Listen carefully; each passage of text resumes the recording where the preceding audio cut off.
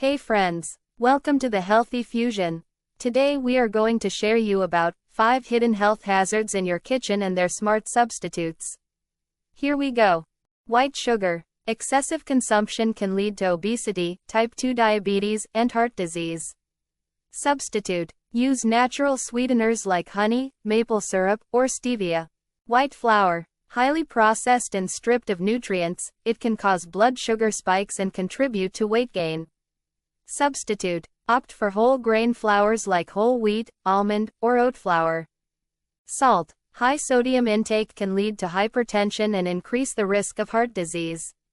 Substitute. Use herbs and spices like garlic powder, onion powder, or fresh herbs to add flavor without the extra sodium. Artificial sweeteners, such as aspartame and sucralose, which can have negative effects on metabolism and gut health.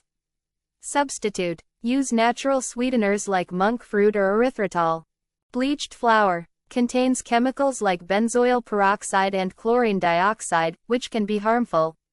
Substitute. Use unbleached flour or whole grain alternatives.